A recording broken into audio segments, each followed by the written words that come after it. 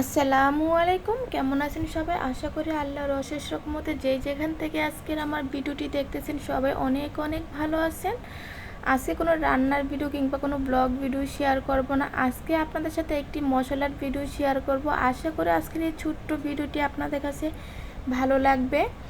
তো আজকে আমি যে মশলাটা তৈরি করব, এই মশলাটা দিয়ে কিন্তু আপনারা কাচ্চি, বিরিয়ানি, গরু মাংস, খাসির মাংস, গরু মাংস, রেজালা, কালো বোনা, রোস্ট, তো আরও বিভিন্ন ধরনের আইটেমে কিন্তু এই মশলাটা ব্যবহার করতে পারবেন। তো এখানে আমি সব মশলা নিয়ে নিছি। এখন আমি পরিমাণ মতো একটি মেজারমেন্ট কাপ দিয়ে আমি সবগুলা মশলা মেপে নিব। তো আপনারা যে যতটুকু মশলা তৈরি করতে চান ওই অনুযায়ী কিন্তু মশলাটা নিয়ে নেবেন পরিমাণ মতো। তো আমি আজকে যে অনুযায়ী তৈরি করব ওই অনুযায়ী কিন্তু আমি মেজারমেন্ট কাপ দিয়েছি 1 কাপ করে মেপে নিব, তাহলে কিন্তু মশলাটা পারফেক্ট হবে। তো আপনারা যে কম বেশি করে নিতে চান তাহলে কিন্তু মশলাটা পারফেক্ট হবে না। তো এখানে আমি প্রথমে গোলমরিচ, কালো যে গোলমরিচটা ওইটা আমি 1 কাপ নিয়ে নিব। তো এখানে কালো আর সাদা গোলমরিচ দুইটাই ব্যবহার করতে হবে, শুকনা মরিচটাও ব্যবহার করতে হবে। তো এখানে আমি কালো গোলমরিচ, সাদা গোলমরিচ, জয়ত্রী, জয়ফল, এলাচ, সাদা জিরা, রাঁধুনি, মৌরি, ধনিয়া, তারপর দারুচিনি, তেজপাতা, মানে আরও অনেক ধরনের মশলা দিয়ে লং, স্টার অ্যানিস। আমি এখানে প্রায় 19 ধরনের মশলা ব্যবহার করব করে আমি একটি মশলা তৈরি করব। তো আপনারা যদি এই মশলাগুলো দিয়ে গুঁড়া মশলাটা তৈরি করলে কিন্তু আপনারা যে বিয়ে বাড়িতে যেই খাবারগুলো রান্না হয় ওই টেস্টেই পাবেন।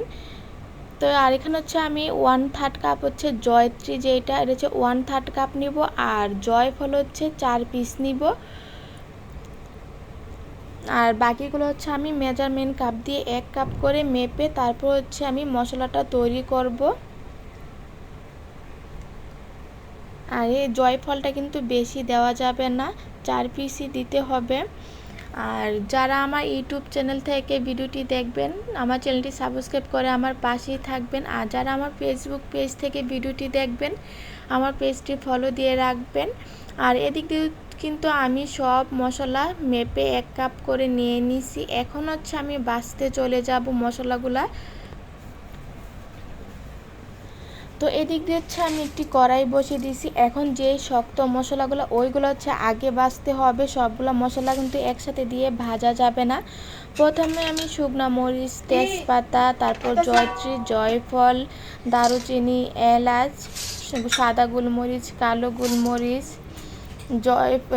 বড় এলাচ যেটা ওইটা দিয়েছি আমি, স্টার এনিস সবগুলো দিয়েছি আমি প্রথমে ভেজে নিব।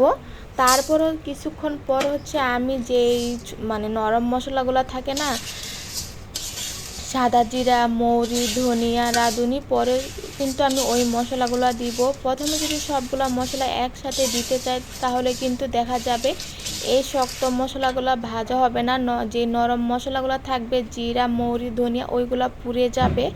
আর চুলার আঁচটা কিন্তু কমিয়ে ভাজতে হবে। তো এই পর্যায়ে কিন্তু আমার এই মশলাগুলো ভাজা হয়ে গেছে। এখন আমি বাকি মশলাগুলো এগুলোর সাথে অ্যাড করে ভালো করে ভেজে নিব। অবশ্যই একটি লাইক দিতে ভুলবেন না, আর কমেন্টের মাধ্যমে কিন্তু জানাতে পারেন আজকের এই ছোট্ট ভিডিওটি আপনাদের কাছে কেমন লাগলো।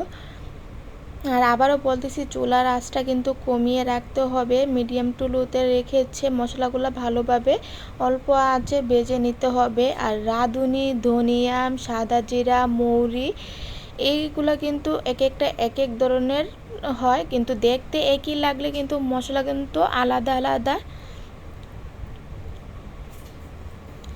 তো এরকম করে কিন্তু আমি ভালোভাবে মশলাগুলো ভেজে নিব।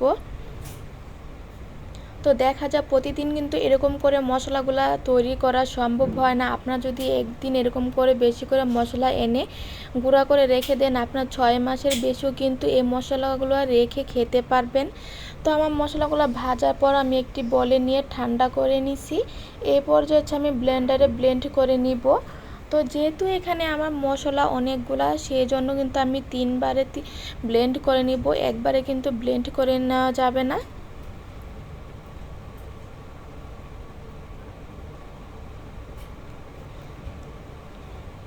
তো এখানে কিন্তু আমার মশলাগুলো ব্লেন্ড করা হয়ে গেছে। তো আপনারা যদি সবগুলো মশলা পরিমাণ মতো দেন তাহলে কিন্তু পারফেক্ট হবে, কম বেশি করে দিলে কিন্তু মশলাটা পারফেক্ট হবে না। তো এখন হচ্ছে আমি একটি কাচের বয়মে নিয়ে নিব মশলাটা। আপনারা কিন্তু এরকম করে বেশি করে একসাথে মশলা তৈরি করে এরকম করে কাচের বয়মে রেখে দিলে কিন্তু 6 মাসের বেশিও রেখে খেতে পারবেন।